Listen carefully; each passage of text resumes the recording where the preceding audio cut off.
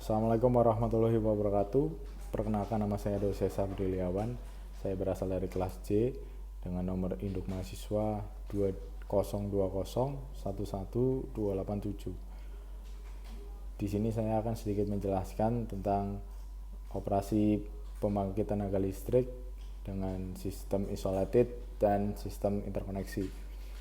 Untuk sistem isolated, seperti kita ketahui, yaitu sistem yang hanya mempunyai satu pusat kelistrikan yang tidak terhubung dengan sistem PLN, seperti industri yang terisolir dan tidak bisa terhubung dengan sistem PLN yang biasa atau hanya bisa disuplai oleh PLTD atau pembangkit listrik tenaga diesel.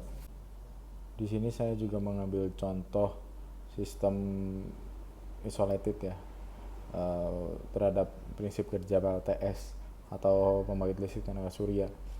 Pada sistem PLTS, sumber energi listrik yang dihasilkan oleh modul surya pada siang hari akan disimpan dalam baterai. Proses pengisian energi listrik dari modul surya ke baterai diatur oleh solar charge controller agar tidak terjadi overcharge. Besar energi yang dihasilkan oleh modul surya sangat tergantung kepada intensitas penyinaran matahari yang diterima oleh modul surya dan efisiensi sel. Selanjutnya, energi yang tersimpan dalam baterai digunakan untuk menyuplai beban melalui inverter saat dibutuhkan. Inverter mengubah tegangan DC pada sisi baterai dan menjadi tegangan AC pada sisi beban. Tetapi PLTS tidak bisa memikul beban yang besar dan fluktuatif, maka PLTS sering digunakan pada sistem isolated. Dan untuk sistem interkoneksi adalah sistem yang terdiri dari beberapa pembangkit listrik dan gardu induk yang saling terhubung dengan sistem transmisi.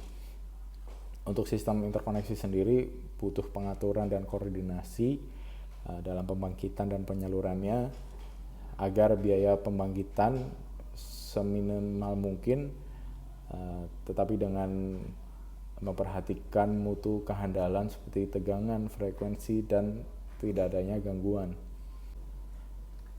Di sini ada contoh sebuah sistem interkoneksi. Terdapat beberapa pembangkit listrik, yaitu ada PLTU, PLTGU, PLTG, dan PLTA. Dan juga ada beberapa gardu distribusi yang terhubung oleh sistem transmisi dengan nominal tegangan 150 kV.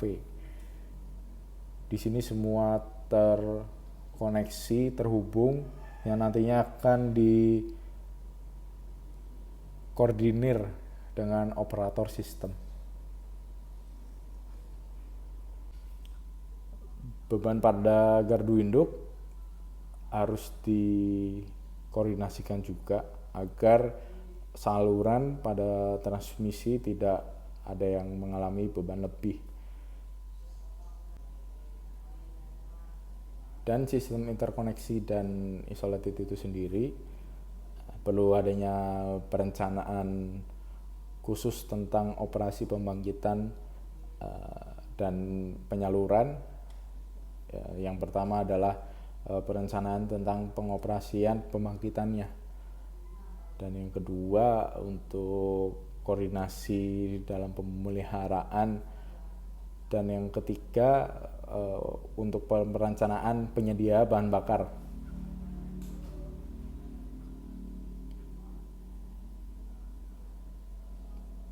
Dan harus juga dilakukan perhitungan beban yang akan dipikul ya oleh sistem tersebut, yang diperhitungkan oleh operator sistem, karena apabila terjadi gangguan akan mengganggu tegangan dan frekuensi pada sistem tenaga listrik secara keseluruhan.